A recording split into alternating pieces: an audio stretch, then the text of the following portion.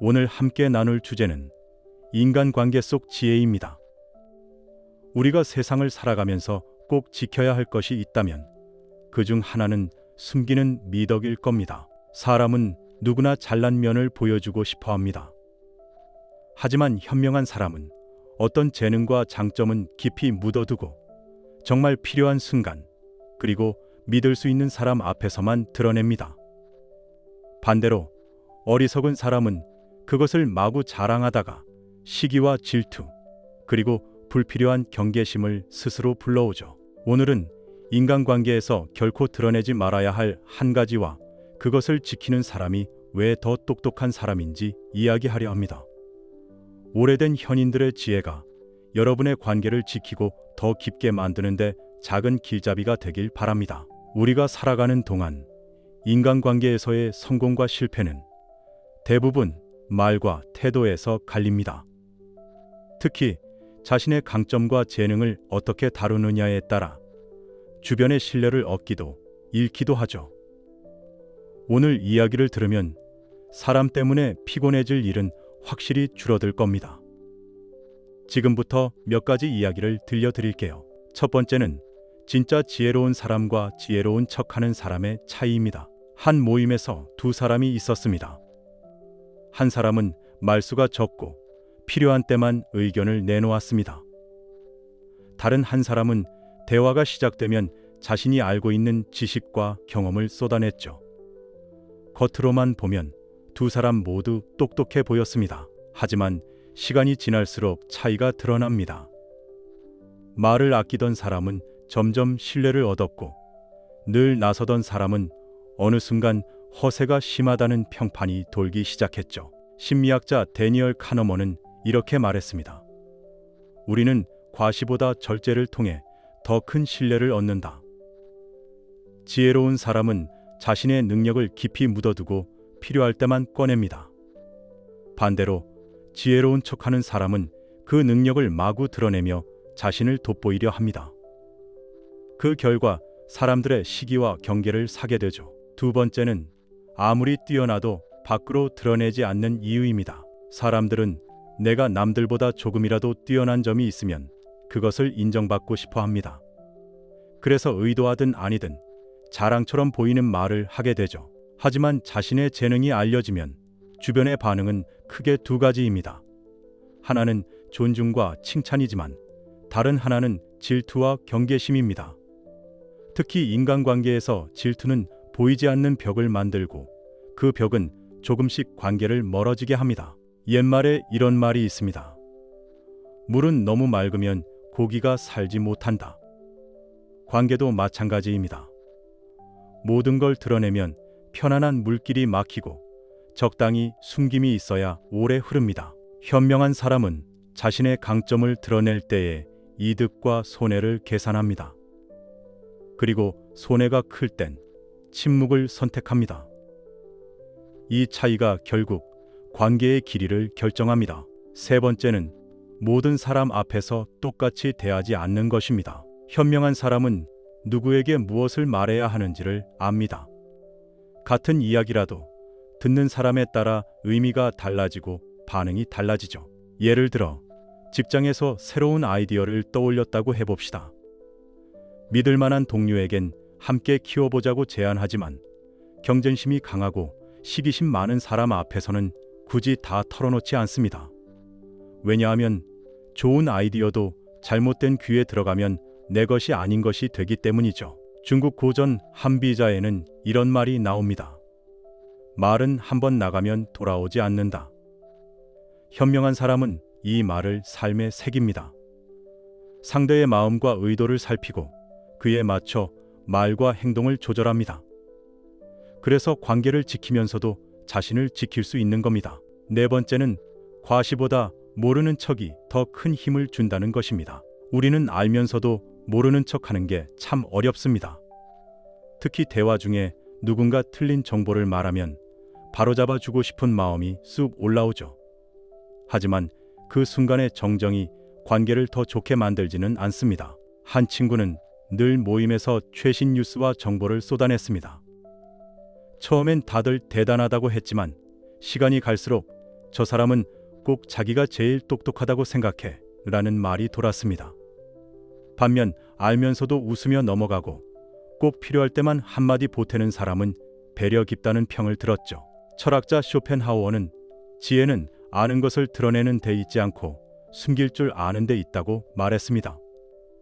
모르는 척은 때로 관계의 여백을 만들고 그 여백이 상대를 편하게 만듭니다.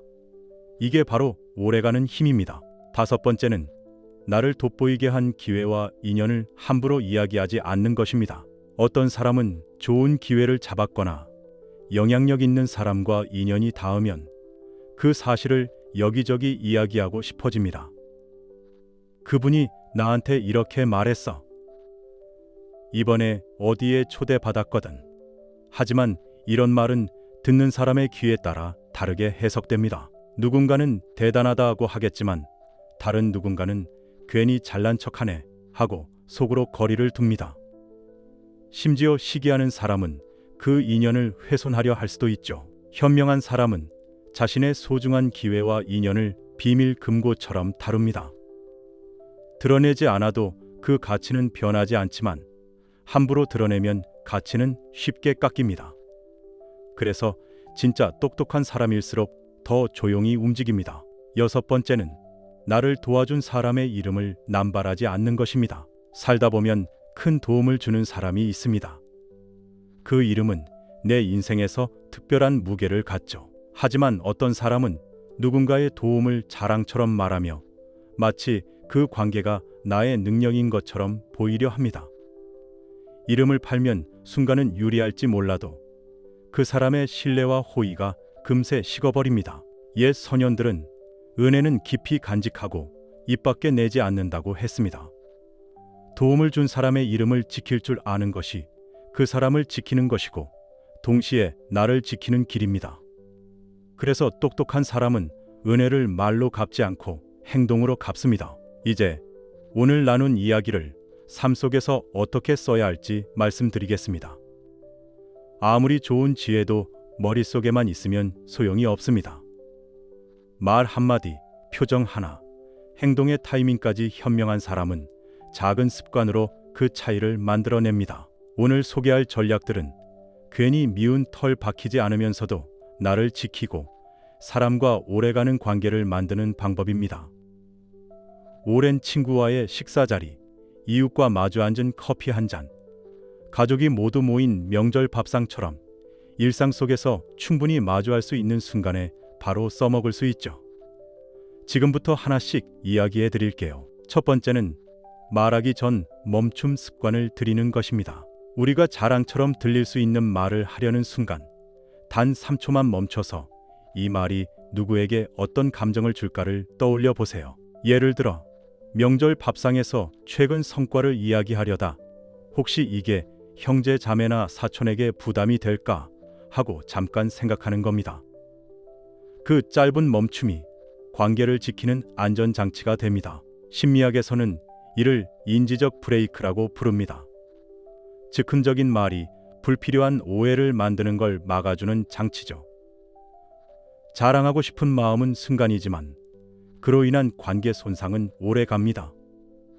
멈춤 습관 하나로 이런 손해를 크게 줄일 수 있습니다. 두 번째는 정보의 등급을 나누는 것입니다. 내가 가진 재능, 인맥, 기회, 성과 모든 정보는 등급이 있습니다.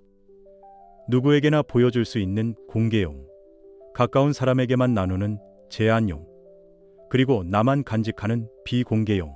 예를 들어 올해 준비한 새로운 계획이나 나를 도와준 중요한 인연은 비공개용에 속합니다. 모임에서 흥미를 끌려고 아무나에게 꺼냈다간 시기, 질투, 불필요한 경쟁심을 부를 수 있습니다. 군사 전략가 손자는 전쟁에서 가장 강한 무기는 숨김이라고 했습니다. 관계에서도 마찬가지입니다. 모든 걸 드러내는 사람은 오래 못 가지만 숨길 줄 아는 사람은 오래 갑니다. 세 번째는 질문으로 방향을 돌리는 것입니다. 내 이야기가 자랑처럼 들릴 수 있는 상황에서는 대화를 슬쩍 상대 이야기로 돌리는 것이 좋습니다. 예를 들어 내가 최근 좋은 성과를 냈다는 얘기를 꺼내려다 상대가 힘든 시기를 보내고 있다는 걸 눈치챘다면 그 일은 요즘 좀 나아졌어요? 하고 물어보는 겁니다. 이렇게 하면 내 자랑이 묻히는 대신 상대는 나를 챙겨주는구나 하는 신뢰를 느낍니다. 심리학 연구에 따르면 사람은 자신에 대해 이야기할 때 가장 큰 만족감을 느낀다고 합니다.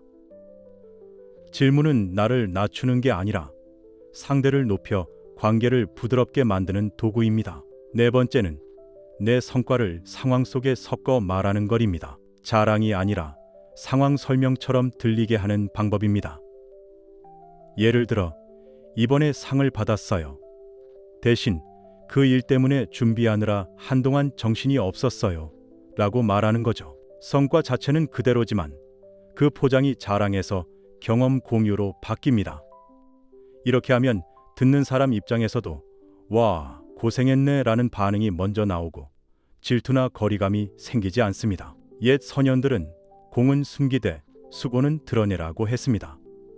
결과보다 과정에 초점을 맞추면 내 얘기가 자랑이 아니라 이야기가 됩니다. 다섯 번째는 믿을 수 있는 사람 앞에서만 깊이 나누는 것입니다. 모든 사람에게 똑같이 마음을 열 필요는 없습니다. 특히 나의 재능, 기회, 인맥처럼 관계에 영향을 줄 수 있는 정보는 관계의 깊이와 신뢰도에 따라 나누는 범위를 정해야 합니다. 예를 들어 평소 가깝지 않던 이웃이 갑자기 내가 하는 일이나 아는 사람에 대해 캐묻는다면 웃으며 가볍게만 답하고 대화를 다른 주제로 돌리는 겁니다. 이건 경계가 아니라 자기 보호입니다. 불교 경전에도 이런 말이 있습니다. 마음을 다 열어 보이는 것은 지혜가 아니라 욕심이다. 현명한 사람은 그 욕심을 다스립니다. 마음을 나눌 때도 시간과 사람을 고릅니다. 여섯 번째는 은혜는 말이 아니라 행동으로 갚는 것입니다. 살다 보면 나를 도와준 사람들이 있습니다. 그들의 이름을 여기저기 자랑처럼 언급하는 것은 처음엔 고마움을 표현하는 것 같아 보여도 오히려 그 사람의 신뢰를 해치는 결과를 낳을 수 있습니다. 예를 들어 누군가의 소개로 중요한 일을 얻게 됐다면 그 사실을 여기저기 떠벌리기보다 그 사람을 찾아가 감사 인사를 전하고 기회가 되면 그에게 도움이 되는 행동으로 보답하는 겁니다. 옛사람들은 은혜는 입이 아니라 손으로 갚는다고 했습니다. 말로 하는 고마움은 바람처럼 흩어질 수 있지만 행동으로 남긴 고마움은 오래도록 기억됩니다. 사람은 누구나 잘나 보이고 싶은 마음이 있습니다. 하지만 똑같은 능력과 기회도 어떻게 다루느냐에 따라 사람을 끌어당기기도 하고 멀어지게 만들기도 하죠. 똑똑한 사람은 꼭 필요한 순간에만 자신을 드러냅니다. 그렇지 않은 사람은 매 순간 드러내고 그 결과 불필요한 시기와 경계심을 스스로 불러옵니다. 오늘 이야기한 숨기는 미덕은 관계를 오래 가게 하고 나를 지키는 힘입니다. 그리고 이 힘은 거창한 기술이 아니라 작은 멈춤과 절제, 그리고 마음을 고르는 습관에서 나옵니다. 혹시 나는 내 강점을 너무 쉽게 꺼내놓고 있진 않았을까요? 그 한마디, 그 표정이 누군가에겐 자랑이 아니라 경계의 신호로 들렸을지도 모릅니다. 영상을 끝까지 함께 해주셔서 감사합니다. 이런 깊은 이야기가 더 필요하다면 구독과 좋아요, 알림 설정 부탁드립니다. 다음 이야기에서 또 뵙겠습니다. 감사합니다.